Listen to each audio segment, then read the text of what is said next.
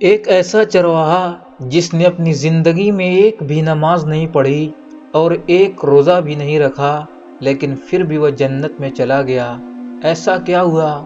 آج کی اس ویڈیو میں ہم یہ جانیں گے۔ اس لیے آپ سے گزارش ہے کہ ویڈیو کو مکمل دیکھیں، اور اگر آپ نے ابھی تک ہمارے چینل کو سبسکرائب نہیں کیا ہے تو ضرور سبسکرائب کر لیں تاکہ آنے والی نئی ویڈیو کی نوٹیفیکیشن آپ کو مل سکے۔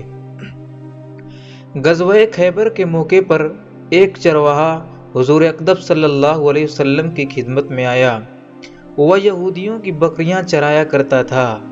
اس چرواہے نے جب دیکھا کہ خیبر سے باہر مسلمانوں کا لشکر پڑاؤ ڈالے ہوئے ہے، اس کے دل میں خیال آیا کہ میں جا کر ان سے ملاقات کروں اور دیکھوں کہ یہ مسلمان کیا کہتے ہیں اور کیا کرتے ہیں۔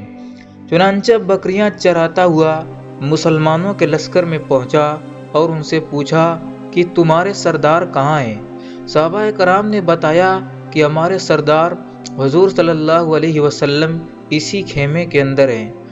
پہلے تو اس چرواہا کو ان کی باتوں پر یقین نہیں آیا۔ اس نے سوچا کہ اتنے بڑے سردار ایک معمولی سے خیمے کے اندر کیسے بیٹھ سکتے ہیں۔ اس کے ذہن میں یہ تھا کہ جب آپ اتنے بڑے بادشاہ ہیں تو بہت ہی شان و شوکت اور ٹھاٹ باٹ کے ساتھ رہتے ہوں گے، لیکن وہاں تو کھجور کے پتوں کی چٹائی سے بنا ہوا خیمہ تھا۔ خیر، وہ اس خیمے کے اندر آپ سے ملاقات کے لیے داخل ہوا اور آپ سے ملاقات کی اور پوچھا کہ آپ کیا پیغام لے کر آئے ہیں اور کس بات کی دعوت دیتے ہیں۔ حضور اقدس صلی اللہ علیہ وسلم نے اس کے سامنے اسلام اور ایمان کی دعوت رکھی اور اسلام کا پیغام دیا۔ اس نے پوچھا کہ اگر میں اسلام کی دعوت قبول کر لوں تو میرا کیا انجام ہوگا اور کیا رتبہ ہوگا؟ حضور اقدس صلی اللہ علیہ وسلم نے فرمایا کہ اسلام لانے کے بعد تم ہمارے بھائی بن جاؤ گے اور ہم تمہیں گلے سے لگائیں گے۔ اس چرواہا نے کہا کہ آپ مجھ سے مذاق کر رہے ہیں، میں کہاں اور آپ کہاں؟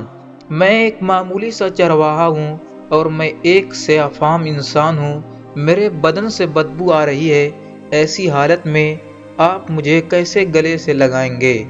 حضور اقدس صلی اللہ علیہ وسلم نے فرمایا، ہم تمہیں ضرور گلے سے لگائیں گے اور تمہارے جسم کی سیاہی کو اللہ تعالیٰ کی تابانی سے بدل دیں گے اور اللہ تعالیٰ تمہارے جسم سے اٹھنے والی بدبو کو خوشبو میں تبدیل کر دیں گے۔ یہ باتیں سن کر وہ فوراً مسلمان ہو گیا اور کلمہ شہادت پڑھ لیا۔ پھر حضور اقدس صلی اللہ علیہ وسلم سے پوچھا کہ یا رسول اللہ، اب میں کیا کروں؟ آپ نے فرمایا، تم ایسے وقت پر ایمان لائے ہو، نہ تو اس وقت کسی نماز کا وقت ہے کہ تم سے نماز پڑھواؤں اور نہ ہی روزے کا زمانہ ہے کہ تم سے روزہ رکھواؤں۔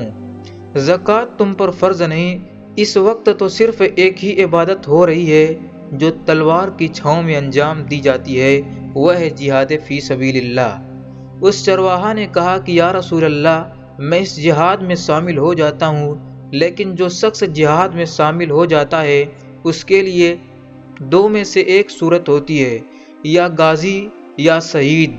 تو اگر میں اس جہاد میں شہید ہو جاؤں تو آپ میری کوئی ضمانت لیجئے۔ حضور اقدس صلی اللہ علیہ وسلم نے فرمایا کہ میں اس بات کی ضمانت لیتا ہوں کہ اگر تم اس جہاد میں شہید ہو گئے تو اللہ تعالیٰ تمہیں جنت میں پہنچا دیں گے اور تمہارے جسم کی بدبو کو خوشبو سے تبدیل کر دیں گے اور تمہارے چہرے کی سیاہ فامی کو سفیدی میں تبدیل فرما دیں گے، کیونکہ وہ چرواہا یہودیوں کی بکریاں چراتا ہوا وہاں پہنچا تھا۔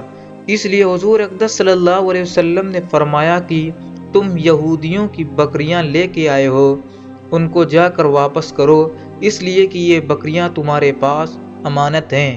اس سے اندازہ لگائیں کہ جن لوگوں کے ساتھ جنگ ہو رہی ہے، جن کا محاصرہ کیا ہوا ہے، ان کا مال غنیمت ہے، لیکن چونکہ وہ چرواہا بکریاں معاہدے پر لے کر آیا تھا، اس لیے آپ نے حکم دیا کہ پہلے وہ بکریاں واپس کر کے آؤ، پھر آ کر جہاد میں شامل ہونا۔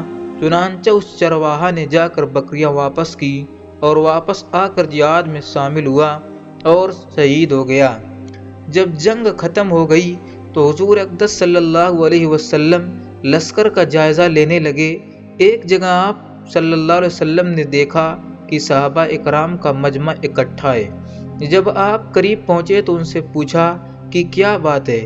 صحابہ اکرام نے فرمایا، جو لوگ جنگ میں شہید ہو گئے ہیں ان میں سے ایک آدمی ایسا بھی ہے جس کو ہم میں سے کوئی نہیں پہچانتا۔ آپ نے فرمایا کہ مجھے دکھاؤ۔ جب آپ نے دیکھا تو فرمایا کہ تم اس شخص کو نہیں پہچانتے مگر میں اس شخص کو پہچانتا ہوں۔